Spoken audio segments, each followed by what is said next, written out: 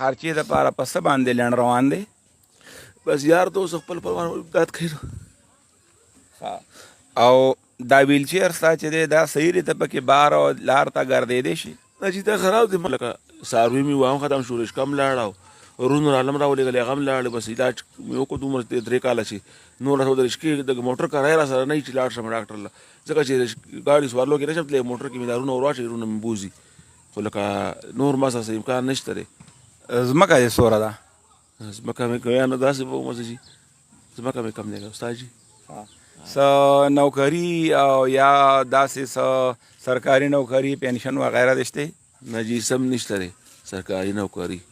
چې د څوکیداري وي نو بیا هم ډېره وه استاد جي هېڅ هم نشته. او کور دې څومره دی خپل دی؟ کور خو مې وروڼو سره شریک اوسېږم نو هغې وروڼه مې چې کوم دی نو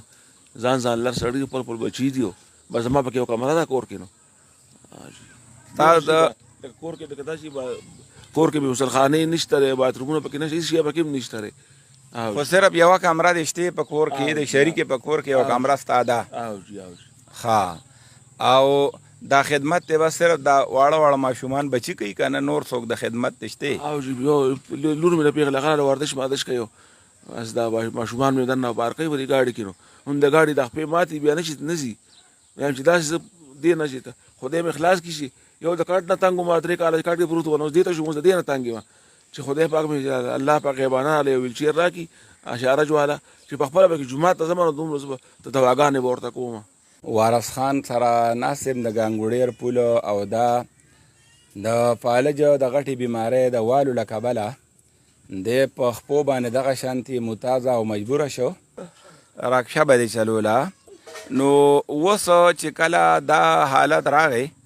نو دغه کور د چولې د ګرمولو دپاره او یا دغه خرچې دپاره په څه باندې لنډ روان دی؟ بس یار دوست خپل پروان امداد کوي. او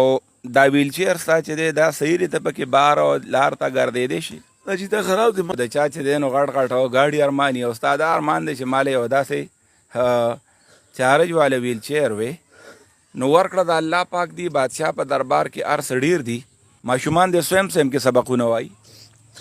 ماشومان یو دویم کې دی یو څلورم درېیم کې دی یو دویم کې دی یو درېیم اول کې دی ماشومان دي داسې شپږ واړه دي ماشومان کار روزګار والا پکې یا چې ته مزدورۍ والا پکې شته؟ نشته چې 12 کالو دی ښه مشر د 12 کالو دی او هغه رکشه یا هغه مال حال یا که څه تا سره څه وو نو هغه در سره څه شتې پکې که نه په دې بیمارۍ څه اجي خو هر څه ډډ ختم شو رشکه واغوا واسخي واسخ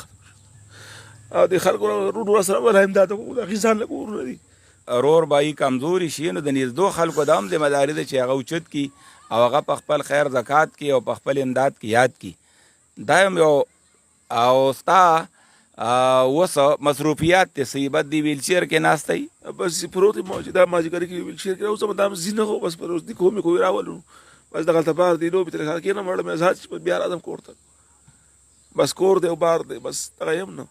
دی ویلچیر کې څوک ګرځي راګرځي داسې دا واړه ماشومان ناغون چې ودی کې راکې دا واړه ځامن مې یو هغه دی یو دا دی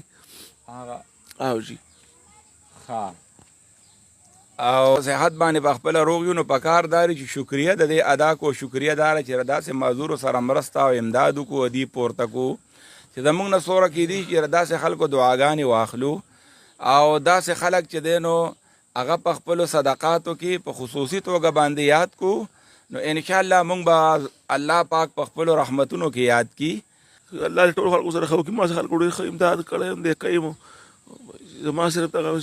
نورې چې خروج کو خو به کېږي خو چې ما چې دا ویلچیر الله کې سړی پکې لږ یو 2-3 قدم لرې ځي لکه زه په خپله باندې منزله ځم جومات ته جمعې په خپله سړی ځي ماشومان دي څوک نه شي ګرځولی ما مې ولا منصور کې دا دغه راله جوړ کړي چا دې سره هم کار نه کوي دا پټې مټې ورته اچولي دي دا د دې نه د شپې خوب کولی شي نه چې د شپې دا ماتن کې د شپې ته ورځم بس ځان لاش ترې وی باسه به وی غورځوم هغه تمام دعا د څوک چې د معذورو د غریبو د پریوتو د جزانو خلکو امداد کی الله دې د هغې امداد وکړي امين څوک چې د بېوسه د بېڅوکه خلکو سره لاس امداد کی الله پاکه د هغې امداد وکړي څوک چې د دې خلکو ته دعاګانې کوي یا الله پاکه د هغې خپلې دعاګانې د خپل ځان په حق کې قبولې کا یا الله پاکه څوک چې پریوتي اوچتي یا الله تی اوچت کې په شان باندې په مقام باندې یا الله پاکه څوک چې د معذوره د جزانو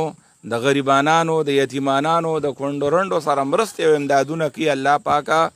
یا الله ته ولره دنیا او د آخر اجرونه عوضونه او ښېګړې ورکړي الله یا الله رب عزت یې دلته او هلته نه وساتي الله د بچو د درد یې وساتي الله په خپل هغه خلک